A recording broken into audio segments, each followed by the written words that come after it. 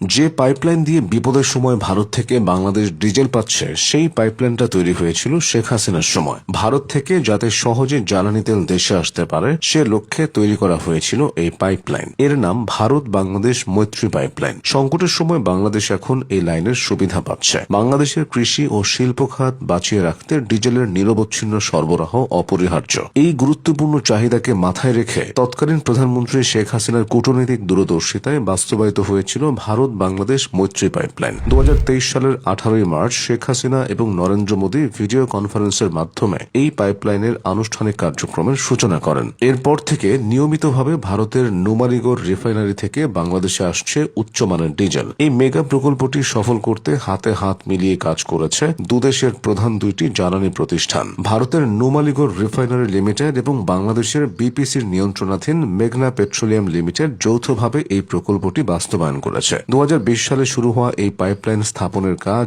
এখন একটি সফল অবকাঠামোয় পরিণত হয়েছে। ভারতের শিলিগুড়ি থেকে বাংলাদেশের পার্বতীপুর পর্যন্ত বিস্তৃত এই পাইপলাইনটি দেশের জ্বালানি নিরাপত্তার জন্য হৃৎপিণ্ডের মতো। প্রকৌশলগত দিক থেকে এই পাইপলাইনটি চমৎকারভাবে নির্মিত হয়েছে। নুমালীগড় রিফাইনারি থেকে পার্বতীপুর ডিপো পর্যন্ত মোট দূরত্ব প্রায় 131.57 কিলোমিটার। ভৌগোলিক বিভাজন অনুযায়ী এই পাইপলাইনের মাত্র 5 কিলোমিটার পড়েছে ভারতীয় সীমানায় এবং সিংহভাগ অর্থাৎ 126.57 কিলোমিটার পড়েছে বাংলাদেশে। একটি সাশ্রয়ী বিষয় হল নোমালীগড় থেকে শিলিগুড়ি রেল টার্মিনাল পর্যন্ত প্রায় 60 কিলোমিটার পাইপলাইন আগে থেকেই ছিল, ফলে ভারতকে তাদের অংশে নতুন করে মাত্র 5 কিলোমিটার পাইপলাইন নির্মাণ করতে হয়েছে। অন্যদিকে বাংলাদেশ অংশে বিশাল এলাকা জুড়ে এই পাইপলাইন স্থাপন করা হয়েছে, যা এখন নিরবচ্ছিন্নভাবে ডিজেল পরিবহন করছে। এই প্রকল্পের অর্থনৈতিক কাঠামো শেখ হাসিনা সরকারের কূটনৈতিক সাফল্যের একটি বড় উদাহরণ হিসেবে দেখে তার দলের সমর্থকরা। 520 কোটি টাকার এই বিশাল বাজেটের প্রকল্পে ভারত সরকার উন্নয়ন সহায়তা হিসেবে প্রদান করেছে প্রায় 337 কোটি টাকা। বাকি অর্থায়নের দায়িত্ব পালন করেছে বাংলাদেশ।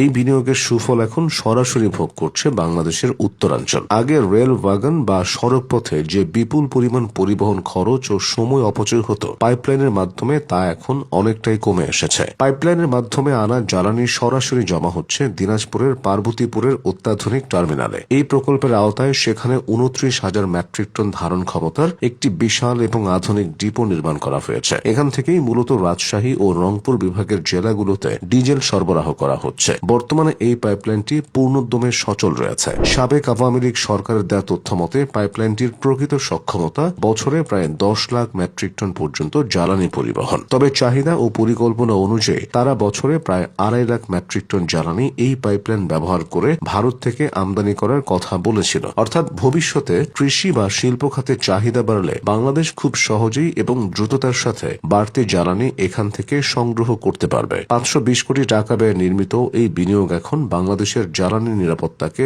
এক নতুন উচ্চতায় নিয়ে গেছে। 2018 সালের 18 সেপ্টেম্বর শেখ হাসিনা যে স্বপ্নের ভিত্তিপ্রস্তর স্থাপন করেছিলেন তা আজ বাস্তবের রূপ নিয়ে দেশের অর্থনীতির চাকাকে সচল রাখছে। বাংলাদেশ ভারত মৈত্রী পাইপলাইন শুধু একটি অবকাঠামো নয়, এটি দুই দেশের সমৃদ্ধির এক অবিচ্ছেদ্য সেতুবন্ধন এবং বাংলাদেশের জ্বালানি স্বনির্ভরতার পথে এক ঐতিহাসিক মাইলফলক। এর প্রমাণও এখন দেশবাসী দেখছে। সম্প্রতি জ্বালানি সহায়তা চাওয়ার একদিন পরই ভারত থেকে বাংলাদেশে 5,000 মেট্রিক টন ডিজেল পাঠানো হয়েছে। ভারতের আসামের সেই নুমালীগড় রিফাইনারি থেকে এই জ্বালানি তেল ভারত বাংলাদেশ মৈত্রী পাইপলাইনের মাধ্যমে দেশে পৌঁছেছে। এভাবেই শেখ হাসিনার সময়ে নির্মিত পাইপলাইনটি বাংলাদেশের উপকারে আসছে।